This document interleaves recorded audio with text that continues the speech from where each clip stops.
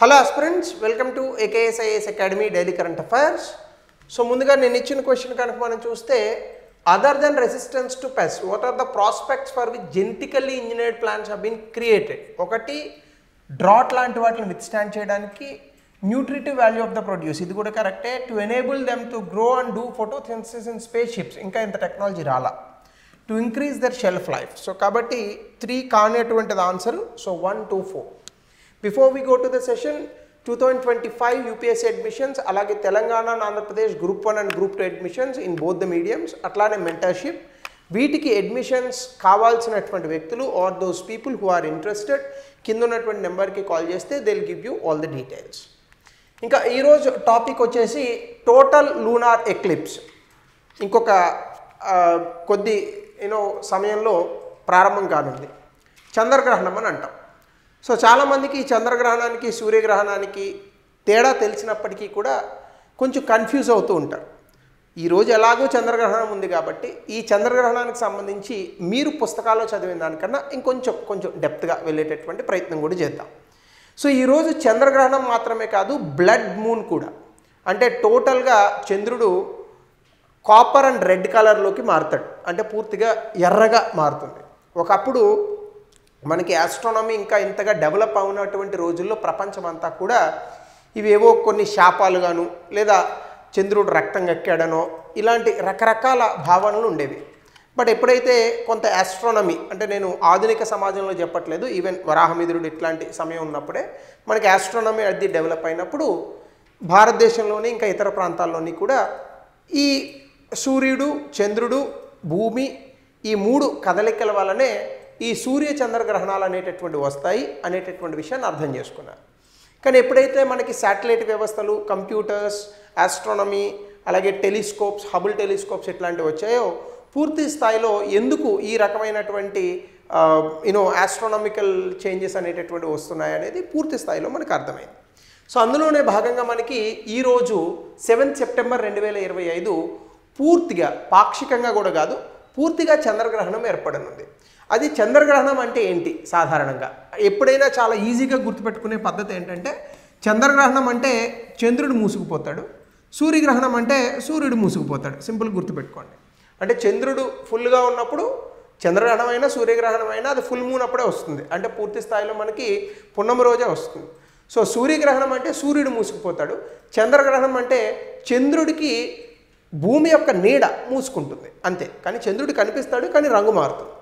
So ఈ రకంగా మనకి లూనార్ ఎక్లిప్స్ అని అనగానే మనకు గుర్తు వచ్చేటటువంటి అంశం, గుర్తు రావాల్సినటువంటి అంశం, చంద్రుడు భూమి యొక్క నీడ కారణంగా మూసుకుపోతాడు. అయితే ఇలా వచ్చినటువంటి భూమి తాలూకా నీడ పడినటువంటి ప్రాంతం ఏదైతే ఉందో దాన్ని అంబ్రా రీజన్ అని అంటారు. అంబ్రా, పెనంబ్రా రీజన్స్ అని ఉంటాయి, నేను మీకు చూపిస్తాను. సో అయితే ఇక్కడ దీనివల్ల సూర్యుడి నుంచి వచ్చేటటువంటి కాంతి ప్రసరణలు ఏవైతే ఉంటాయో వీటి కారణంగా మనకి భూమి మీద చాలా చేంజెస్ వస్తాయని చెప్తూ ఉంటారు. ఈవెన్ మన భారతదేశంలో అయితే ఈ చంద్రగ్రహణం, సూర్యగ్రహణాలు అనేటటువంటివి కాస్త రిలీజియస్గా కూడా మనం తీసుకుంటాం. గ్రహణం తర్వాత స్నానాలు అవి చేస్తారు, అలాగే ఇళ్ళను శుద్ధి చేసుకుంటారు, ఇలా అనేక రకాలైనటువంటి అంశాలు కూడా ఉంటాయి. సో వీటికి సంబంధించి కనుక మనం చూస్తే ఫస్ట్ ఆఫ్ ఆల్ ఇది ఈరోజు మనకు వస్తున్నటువంటి లూనార్ ఎక్లిప్స్. సూర్యుడి నుంచి భూమి, చంద్రుడు చాలా దూరంగా ఉంటారు. చాలామంది సూర్యగ్రహణం, చంద్రగ్రహణం అని అనగానే భూమికి చంద్రుడికి మధ్య సూర్యుడిని పెడతారు. భూమికి చంద్రుడికి మధ్య సూర్యుడు దూరం ఎంత గ్యాప్ లేదు, కాబట్టి ఎక్కడైనా సూర్యుడు దూరంగానే ఉంటాడు. సో కాబట్టి ఇక్కడ మనం కనుక చూస్తే ఇది భూమి చుట్టూ ఈ చంద్రుడు తిరుగుతాడు కదా, మూన్ ఆర్బిట్. అయితే ఇక్కడ సూర్యుడు నీడ అనేటటువంటిది, సూర్యుడి నుంచి వచ్చినటువంటి కాంతి భూమి మీద పడినప్పుడు భూమి తాలూకా నీడ అవతల పక్క పడుతుంది. సో ఇలా ఎగ్జాక్ట్గా 3 ఒకే లైన్లోకి వచ్చినప్పుడు ఈ భూమి తాలూకా నీడలోకి కనుక ఎప్పుడైతే చంద్రుడు ఎంటర్ అవుతాడో దీన్ని అంబ్రా రీజన్ అని అంటారు. కాస్త తక్కువగా ఉన్నటువంటి నీడలో అయితే పెనంబ్రా రీజన్ అని అంటారు. ఎప్పుడైతే ఇట్లా అంబ్రా రీజియన్లో పర్ఫెక్ట్గా ఈ సూర్యుడు, భూమి, చంద్రుడు అలైన్మెంట్ అవుతారో ఆ సమయంలోనే మనకి పూర్తి స్థాయి చంద్రగ్రహణం వస్తుంది. అప్పుడే బ్లడ్ మూన్గా కూడా అది మారుతుంది. సో ఆ రకంగా మనకి ఇక్కడ కాపర్ గ్లో కలర్లో వస్తారు చంద్రుడు. సో దాన్ని మనము బ్లడ్ మూన్ అని అంటాం. సో ఇది మనం గుర్తించాల్సినటువంటి విషయం. సో కాబట్టి లూనార్ ఎక్లిప్స్ అనేటటువంటిది moon passes entirely through earth's umbra region, అంటే పూర్తి స్థాయిలో భూమి తాలూకా నీడ ఏదైతే ఉంటుందో ఆ నీడలోకి చంద్రుడు ప్రవేశించినప్పుడు దాన్ని సాధారణంగా మనం పూర్తి స్థాయి చంద్రగ్రహణం అని పిలుస్తాం. ఈ మూడు కూడా పర్ఫెక్ట్గా అలైన్ అవ్వాలి. అంటే ప్రతి నెలలోనే అవుతాయి కదా అని అనుకోవచ్చు, కాదు. అవి చాలా పెద్ద పెద్ద సెలెస్టియల్ బాడీస్ కాబట్టి మనకు అలా కనిపిస్తాయి, కానీ పూర్తి స్థాయిలో అలైన్ అనేటటువంటి అవ్వవు. సో కాబట్టి కొన్ని సందర్భాల్లో మాత్రమే ఈ అలైన్మెంట్ జరుగుతుంది. సో అక్కడే మనకి ఈ యొక్క చంద్రగ్రహణం అనేటటువంటిది కనిపిస్తుంది. సో అలాగనే కనుక మనం చూస్తే బ్లడ్ మూన్ అనేటటువంటిది ఏంటంటే ఈ చంద్రుడు రెడ్డిష్ కలర్లో కానీ కాపర్ కలర్లో కానీ మారితే సో దాన్ని మనం బ్లడ్ మూన్ అని అంటాం. ఇది సాధారణంగా ఇయర్లో ప్రపంచంలో ఎక్కడో ఒక చోట కనిపిస్తూ ఉంటుంది, 2-3 సార్లు జరుగుతూ ఉంటుంది. అంటే సంవత్సరానికి 2-3 సార్లు ఈ లూనార్ ఎక్లిప్స్ అనేటటువంటిది వస్తూ ఉంటుంది.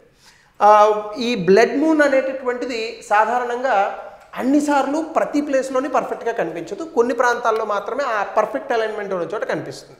ఎందుకంటే ఆల్రెడీ మీకు చెప్పాను, భూమి సూర్యుడి నుంచి వచ్చేటటువంటి కాంతిని పూర్తి స్థాయిలో ఒక షాడో లాగా నీడలాగా ఫామ్ చేస్తుంది. అందులోకి చంద్రుడు రావడం వల్ల, ఎందుకంటే మీ అందరికీ తెలిసిందే, సూర్యుడి కాంతి చంద్రుడి మీద పడి చంద్రుడి మీద నుంచి రిఫ్లెక్ట్ అవుతుంది భూమి మీదకి, అప్పుడు మాత్రమే మనకు ఆ చల్లని వాతావరణం వస్తుంది. బట్ జనరల్గా ఈ సూర్యుడి కాంతి అనేటటువంటిది చంద్రుడి మీద పడుతుంది, కానీ అది పడకుండా భూమి దాన్ని బ్లాక్ చేస్తుంది. ఆ సమయంలోనే మనకి ఈ యొక్క బ్లడ్ మూన్, ఈ లూనార్ ఎక్లిప్స్ జరుగుతాయి. అయితే లైట్ రిఫ్రాక్షన్ కూడా అనేటటువంటిది ఇక్కడ ఉంటుంది. అంటే సన్లైట్ అర్త్ అట్మాస్ఫియర్ గుండా పాస్ అవడం వల్ల, అంటే మీరు ఇక్కడ కనుక చూస్తే సాధారణంగా ఇక్కడ చంద్రుడు ఉన్నా కూడా మనకి ఈ బ్లడ్ మూన్ అనేటటువంటిది రావాలి. ఎందుకంటే మీకు అక్కడ పెనంబ్రా రీజియన్లో ఉన్నప్పటికీ కూడా మనకి ఎంతో కొంత పాక్షికంగా అయినా చంద్రగ్రహణం ఉంటుంది. కానీ బ్లడ్ మూన్ అనేటటువంటిది ఎందుకు వస్తుందంటే దానికి లైట్ రిఫ్రాక్షన్ అనేటటువంటిది ముఖ్య కారణం. ఎందుకు అంటే సూర్యుడి యొక్క కాంతి భూమి వాతావరణం గుండా వెళ్తూ అక్కడ బెండ్ అవుతుంది. ఎందుకంటే వాతావరణంలో ఉన్నటువంటి అనేక ధూళికణాలు ఇంకా రకరకాలవి ఏవైతే ఉన్నాయో దానివల్ల లైట్ బెండ్ అయ్యి వెళ్తుంది, దానివల్ల స్కాటర్ అవుతుంది. సో రకరకాల కలర్స్ వస్తాయి మనకి. ఇవన్నీ కూడా మాట్లాడుకుంటాం కదా, రిఫ్రాక్షను, రిఫ్లెక్షను, ఇవన్నీ మాట్లాడినప్పుడే మనకి అంబ్రెల్లా ఫామ్ అవుతుంది.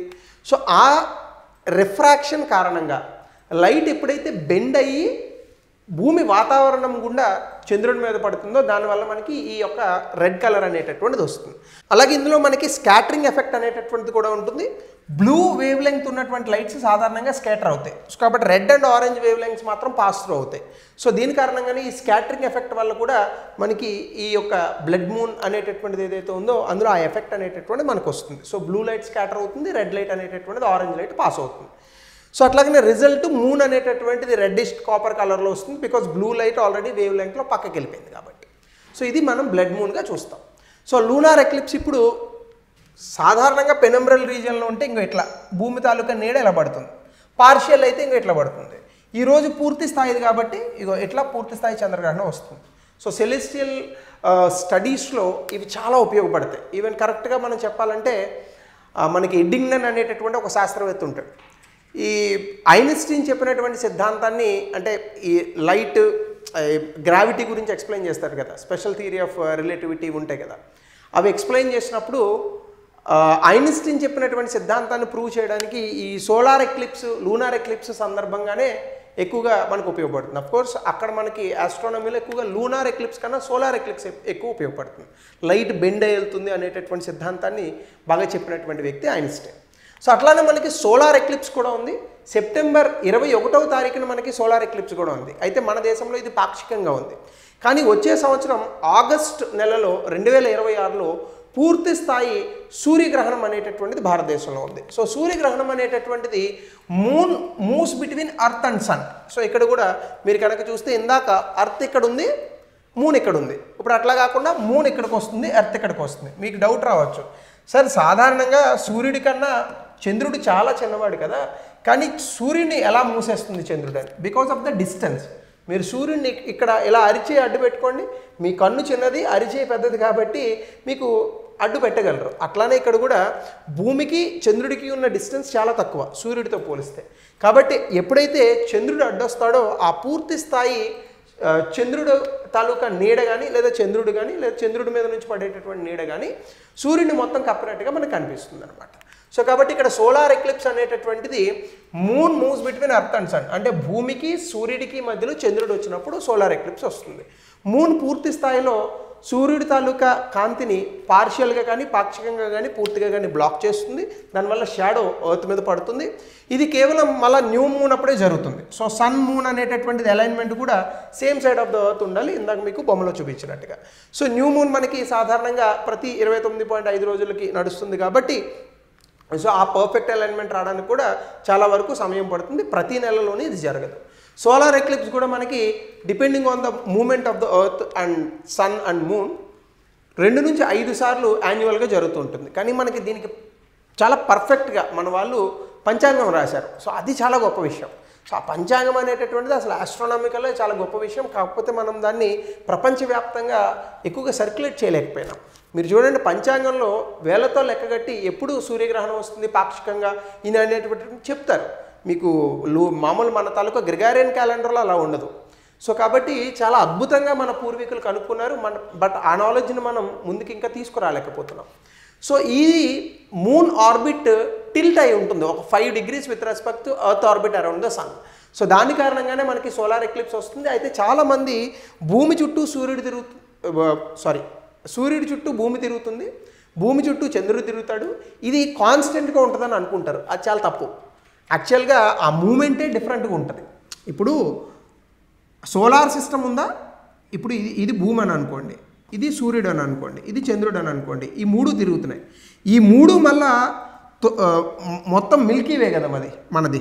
ఈ మిల్కీవే మధ్యలో మనకి ఒక పెద్ద స్టార్ ఉంటుంది, దీని చుట్టూ ఇవి తిరుగుతుంటాయి. సో కాబట్టి మొత్తం ఎంటైర్ గెలాక్సీయే తిరుగుతుంది. సో ఇది మనం గుర్తుపెట్టుకోవాలి. కాబట్టి ఆ మూమెంట్స్లో చాలా డిఫరెంట్ చేంజెస్ వస్తాయన్నమాట. సో ఈ ఫినామినల్ చేంజ్ అనేటటువంటిది టిల్ట్ ఆఫ్ ద చంద్రుడి వల్ల కూడా జరుగుతుంటుంది. అలాగే most of the time moon shadow ఎర్త్ని మిస్ అవుతుంది, హై ఆర్ లో. అందుకే మనకి ఎక్కువగా పాక్షిక సూర్యగ్రహణాలు ఎక్కువ వస్తూ ఉంటాయి. పూర్తి స్థాయి సూర్యగ్రహణం చాలా తక్కువ వస్తుంది. అది చిన్నప్పుడు ఎప్పుడో బాగా వచ్చినట్టు గుర్తు, మొన్న ఒకసారి వచ్చినట్టు గుర్తు. సో కాబట్టి ఇది సోలార్ ఎక్లిప్స్ అని మనం చెప్తూ ఉంటాం. అయితే సోలార్ ఎక్లిప్స్లో చాలా టైప్స్ ఉన్నాయి. అందులో ఒకటి మీరు చూస్తే పూర్తి స్థాయి సూర్యగ్రహణం, అంటే సన్ని అంటే సూర్యుడిని పూర్తిగా చంద్రుడి కప్పేస్తే అది పూర్తి సూర్యగ్రహణంగా చెప్తూ ఉంటాం. అలాగే people in central part see the sky darken, మనకి సాధారణంగా పూర్తి స్థాయిలో కనిపిస్తూ ఉంటుంది. ఇది పూర్తి స్థాయి సూర్యగ్రహణంగా చెప్తాం మనం. సో ఇక్కడ ఏంటంటే సన్ కరోనా కూడా అవుటర్ అట్మాస్ఫియర్ మనకు కనిపిస్తుంది. ఎందుకంటే సన్ ఎప్పుడు కూడా బర్న్ అవుతూ ఉంటాడు కాబట్టి, సూర్యుడు ఎప్పుడు కూడా వేడితో రగులుతూ ఉంటాడు కాబట్టి ఆ చుట్టూ ఉన్న కరోనా కూడా మనకి చాలా వరకు కనిపిస్తూ ఉంటుంది అనమాట. సో అది అవుటర్ అట్మాస్ఫియర్ కరోనా అని అంటాం. ఇది సాధారణంగా సన్ బ్రైట్నెస్ ఉన్నప్పుడు మనం మామూలు కళ్ళతో చూడలేము, బట్ ఈ సోలార్ ఎక్లిప్స్లో మనకు అది కనిపిస్తుంది. రెండోది యాన్యువల్ సోలార్ ఎక్లిప్స్. ఇది moon near at farthest point of the earth, అంటే భూమికి అతి దగ్గరగా వచ్చే పొజిషన్, అతి దూరంగా వెళ్ళే పొజిషన్లో మనకి సాధారణంగా యాన్యువల్ సోలార్ ఎక్లిప్స్ కనిపిస్తుంది. అంటే ప్రతి సంవత్సరానికి ఒకసారి వస్తూ ఉంటుంది అనమాట. అయితే ఇది పూర్తి స్థాయిలో కప్పదు. దానివల్ల ఏమవుతుంది, మనకి రింగ్ ఆఫ్ ఫైర్ కనిపిస్తుంది. ఇట్లా యాన్యువల్ సోలార్ ఎక్లిప్స్లో ఇట్లా రింగ్ ఆఫ్ ఫైర్ కనిపిస్తుంది. ఇది యాన్యువల్ సోలార్ ఎక్లిప్స్. ఇక మూడోది పార్షియల్ సోలార్ ఎక్లిప్స్, అంటే పాక్షిక సూర్యగ్రహణం. ఇక్కడ క్రసెంట్ షేప్, అంటే మనకి చందమామ ఇట్లా సగం ఉన్నట్టుగా కనిపించినట్టుగా మనకి ఇట్లా కనిపిస్తాడు పార్షియల్గా. ఇక్కడ అంటే చంద్రుడు కొంత మాత్రమే మూస్తాడు, క్రెసెంట్ షేప్లో కనిపిస్తుంది మనకి. సో కాబట్టి ఇది సాధారణంగా మూన్స్ అంబ్రా, అంటే డార్కెస్ట్ షాడో అవుట్ సైడ్ ఉన్నటువంటి రీజియన్స్ దగ్గర మనకి ఇది ఫామ్ అవుతుంటుంది. సాధారణంగా చాలా ఎక్కువగా వచ్చేటటువంటి సోలార్ ఎక్లిప్స్ ఏది పార్షియల్ సోలార్ ఎక్లిప్స్, పాక్షిక సూర్యగ్రహణం. ఇక హైబ్రిడ్ సోలార్ ఎక్లిప్స్ అంటే ఇది చాలా రేరెస్ట్ ఆఫ్ ద రేర్గా చెప్తూ ఉంటారు. మీరు హైబ్రిడ్ అనేటటువంటిది ఇట్లా జరుగుతుంది, అంటే ఒకవైపు ఎక్కువ ఉంటుంది, ఇంకొక వైపు ఏమో తక్కువ ఉంటుంది. ఏది టోటల్ సోలార్ ఎక్లిప్స్లో మనకు కరోనా కనిపిస్తుంది అట్లా. సో కాబట్టి ఈ హైబ్రిడ్ సోలార్ ఎక్లిప్స్ చాలా తక్కువ సమయాల్లో వస్తుందట. ఇది టోటల్ మూన్ షాడో అర్త్కి అటు ఇటు కొంచెం మూవ్ అవుతుంది. మూవ్ అవ్వడం వల్ల ఒకవైపు ఏమో కొంచెం పెద్ద కరోనా, ఒకవైపు చిన్న కరోనా కనిపిస్తూ ఉంటుంది. కొన్ని రీజియన్స్లోనేమో ఒకలాగా కనిపిస్తుంది, ఇంకొక రీజియన్లో ఇంకోలాగా కనిపిస్తుంది. అయితే ఈ హైబ్రిడ్ మోడల్ చాలా తక్కువ, రేరెస్ట్ ఆఫ్ ద రేర్ కేసెస్లో వస్తుంది. సో ఇలా మనము డిఫరెంట్ టైప్స్ ఆఫ్ సోలార్ ఎక్లిప్స్ని చూడొచ్చు. ఈరోజు లూనార్ ఎక్లిప్స్ని చూడండి. డెఫినెట్గా సోలార్ ఎక్లిప్స్ని అయితే మనం స్ట్రైట్గా కళ్ళతో చూడకూడదు, కానీ లూనార్ ఎక్లిప్స్ని చూడొచ్చు. సైంటిఫికల్గా అదేం పెద్ద ప్రాబ్లం కాదు. సో కాబట్టి enjoy this celestial miracle, right? So అది ఈరోజు టాపిక్. సో దీనికి రిలేటెడ్ క్వశ్చన్ కూడా ఇచ్చాను, మీరు ఆన్సర్ పెట్టండి. అట్లానే discuss the different types of solar eclipse and the scientific reasons behind it. Astronomical ఈవెంట్స్ని ఇది ఎలా హెల్ప్ చేస్తుంది 200 wordsలో. సో ఇది ఈరోజు topic. So thank you, have a nice day.